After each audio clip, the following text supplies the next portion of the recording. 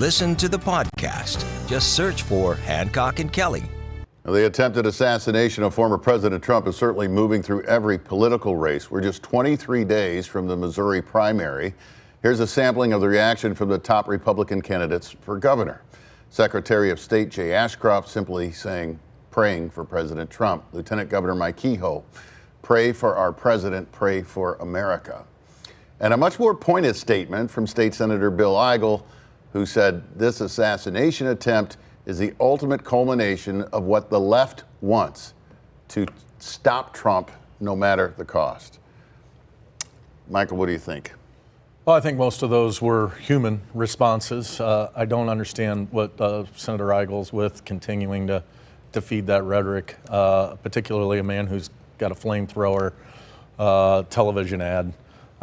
Fortunately, some of our local electeds are acting like adults, and I think it's genuine. I think we're all scared about what happened and want to see things change in our country and state. Is this now a central issue of the governor's race? The Republicans are already in this, showing how much they love Donald Trump. I don't know that this would benefit one or the other. John, is it now about how close can you get to Donald Trump if you want to win the GOP nomination? Well, the real tale of the tape is whether or not Donald Trump endorses one of the three of these people, because that will have an effect. And I don't know if it's going to be determinative, but it will have an effect, and probably a fairly substantial effect, if he chooses to endorse one of these candidates. As far as the rhetoric, if you're going to attack political rhetoric, and I think it's appropriate to attack political rhetoric, you have to acknowledge that the rhetoric on both sides of this thing is incendiary, a good word that Michael used earlier, and deal with it on that basis. And if we want to get away from incendiary rhetoric, then we've got to stop employing it. There are other issues, of course, critical issues. Fox 2 presented a 30-minute election special on the Republican governor's race Thursday. I interviewed these top three candidates. Here they are telling me what they saw as the top issue facing Missouri before the assassination attempt, of course. Be it St. Louis, be it Kansas City, be it Springfield, education. We need to make sure parents are in charge of their children's education. Fewer than 25% of 8th graders are proficient in math and reading. What sort of a future are we creating for the next generation if we're not teaching them how to read and how to perform math appropriately? It's crime and immigration. Crime is out of control across our state. It's not just an urban thing anymore.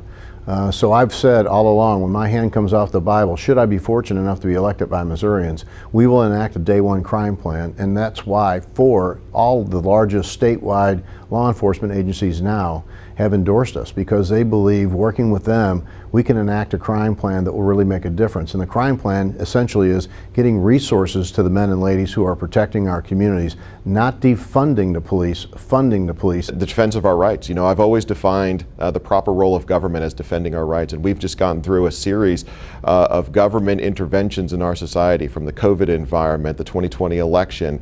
We saw that, the Obamacare mess, which has made health care less affordable and less accessible for everybody in our society. The defense of our rights, the liberty of our citizens is really in question. And really, if you look at Jefferson City, government's bigger than it's ever been before. We've had a regime in Jefferson City, an administration, and this pains me to say it, that has doubled the size of government in Jefferson City. All right, John.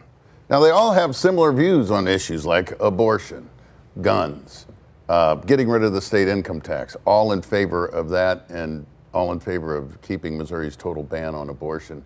Where's the separation come here? We got like 30-40% undecided still in this race. Yeah, so I work for a PAC that's supporting Mike Kehoe's campaign, so I've got a dog in this fight, and I think because there's not a lot of policy daylight, and because of the polling that I have seen and the public polling that's out there, I think this thing is going to be very, very tight on election day, and I expect the winner to win by a couple, 3 points. Maybe Trump endorsement really tilts the scale. Yeah, it could. Look, I don't think either the three of them should be the governor. I'll vote for the Democrat. Having said that, if you're considering voting in the Republican primary and you want a fair, accurate, non-biased portrayal of where these three people stand on the issues, I think that special Andy was spot on, and I think it's a good reflection of those three individuals and will help educate the voters. Yes, you can see it online. Yes, sir. Still to come on Hancock and Kelly, does the attempt on former President Trump's life put his VP pick in a different light? And what about the growing calls from Democrats for President Biden to end his re-election bid?